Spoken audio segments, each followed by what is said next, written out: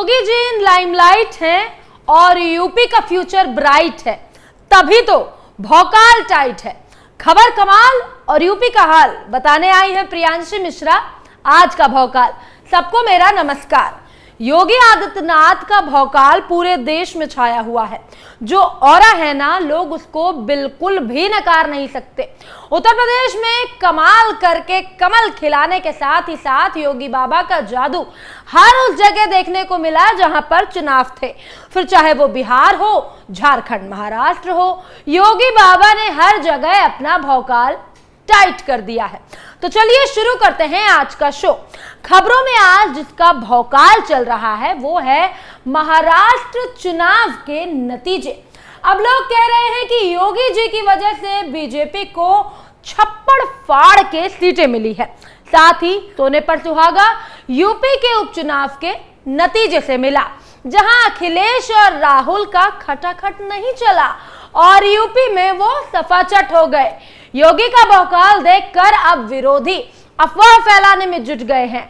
कोई सीएम की कार्यशैली पर सवाल उठा रहा तो कोई बटेंगे तो कटेंगे पर थ्योरी दे रहा। लेकिन हकीकत यह है कि जो जीता वही सिकंदर। यूपी में हुए उपचुनाव में योगी बाबा के कमबैक ने पूरे प्रदेश में उनका भौकाल फिर से टाइट कर दिया है और बाकी अपोजिशन वाले खड़े खड़े बस देखते रह गए। आज मैं आपको बताऊंगी कि कैसे महाराष्ट्र में योगी जी की वजह से बीजेपी को जीत मिली और कैसे इंडी गठबंधन का मुंह काला हो गया। लोकसभा चुनाव में महाराष्ट्र के हिस्से आई 48 सीटें। इस चुनाव में महाविकास आघाड़ी को 30 और महायुति गठबंधन को 17 सीटें मिली। इसके बाद से बीजेपी और संघ ने अपनी स्ट्रैटेजी बदली। दोनों ने बेहद चतुराई से योगी और मोदी पर दाव लगाया। लेकिन योगी का भौकाल सिर्फ उत्तर प्रदेश में नहीं बल्कि कई और जगह पर भी चला है। योगी आदित्यनाथ ने दिखा दिया कि वो एक पावरफुल नेता है। योगी आदित्यनाथ जो कि उत्तर प्रदेश के सीएम हैं, वो बीजेपी के स्टार प्रचारक भी हैं। उनका जलवा यूपी में ही नहीं प्रदेश के बाहर भी दिखाई देता है। महाराष्ट्र विधानसभा चुनाव में भी उन्होंने कमाल कर दिया। योगी ने जहां जहां बीजेपी और महायुति के समर्थक में जनसभाएं, रैलियां की, वहां वहां अपोजिशन का डब्बा गोल होता हुआ नजर आया। उनकी एक सभा के आगे विपक्ष की सारी इक्वेशन धरी की धरी रह गई। बीजेपी में योगी का स्ट्राइक रेट पता है आपको कितना है? 95%। महाराष्ट्र के विधानसभा चुनाव में यूपी के योगी सीएम आदित्यनाथ की सभाओं में भारी भीड़ उमड़ती थी। उनकी डिमांड बहुत ज्यादा थी। उनके बयानों ने जनता में बीजेपी के लिए एक नई लहर पैदा कर दी। उनके नारे बटेंगे तो कटेंगे ने हिंदू वोटर्स को जबरदस्त पोलराइजेशन का काम करते हुए अपनी ओर खींच लिया। वहीं मध्य प्रदेश की बीजेपी सरकार की लाडली बहन योजना के बाद महाराष्ट्र की महायुति सरकार ने भी इस साल जून महीने में मुख्यमंत्री मेरी लाडली बहन योजना की शुरुआत की। इस योजना के तहत महिलाओं को हर महीने 1500 रुपए दिए जा रहे हैं। माना जा रहा है कि बीजेपी की प्रचंड जीत का यह भी एक बहुत बड़ा फैक्टर है। महाराष्ट्र विधानसभा चुनाव में बीजेपी के परफॉर्मेंस से ये तो साबित हो गया है कि सीएम योगी आदित्यनाथ एनडीए और बीजेपी की जीत की गारंटी बन गए हैं। इस चुनाव में उन्होंने बीजेपी के कुल 18 कैंडिडेट्स के लिए प्रचार किया, जिसमें से 17 को जीत मिली और जो एक हारे हैं वो बहुत ही कम वोटों के अंतर से हारे हैं।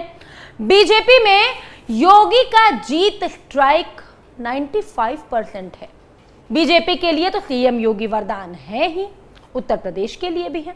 लेकिन इस बार सीएम योगी ने यह साबित कर दिया कि सिर्फ बीजेपी के लिए ही नहीं, महायुति के लिए भी बाबा योगी वरदान ही है। योगी के काम से सब खुश हैं। उन्होंने बीजेपी गठबंधन में शामिल दलों के कैंडिडेट्स के लिए भी जहां जहां पर प्रचार किया, वहां वहां पर लोग ने दिल खोल के उनके सपोर्ट में वोट किया। महायुति में उनका स्ट्राइक भी मैं आपको बता देती हूं, वो है 87%। योगी बाबा ने महाराष्ट्र में 4 दिन में 11 रैलियां और जनसभाओं को संबोधित किया। इसमें उन्होंने बीजेपी के साथ साथ महायुति के कुल 23 कैंडिडेट्स के लिए प्रचार किया, जिसमें से 20 कैंडिडेट्स को चुनाव में जीत मिली। जो 3 नहीं जीत पाए उनमें से 2 शिवसेना के थे और 1 बीजेपी से। हरियाणा में एक जगह जनसभा को संबोधित करते हुए अपने भाषण के दौरान उनके मुंह से एक वाक्य निकला। योगी आदित्यनाथ ने कहा कि कटोगे तो बटोगे, ये नारा बन गया। अब इस नारे की काट यूपी के साथ साथ बिहार, झारखंड, महाराष्ट्र के सभी विपक्षी खोजते रह गए।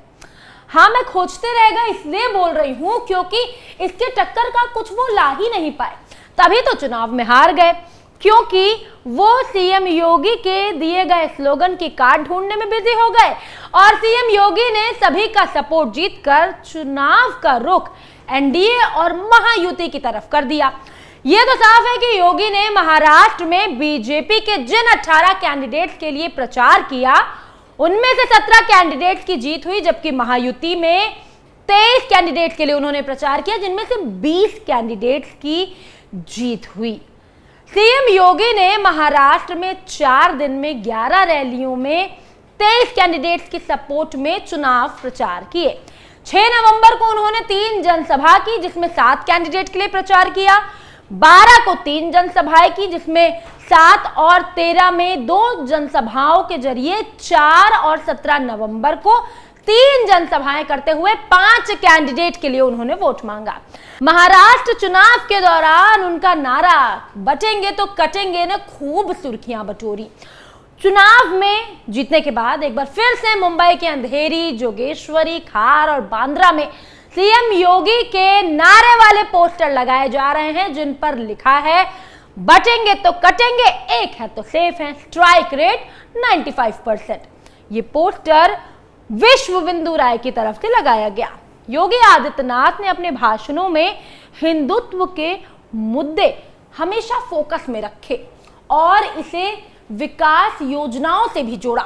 योगी बाबा ने अपने उत्तर प्रदेश सरकार की उपलब्धियां बताते हुए डबल इंजन सरकार के फायदे भी सभी को गिनवाए।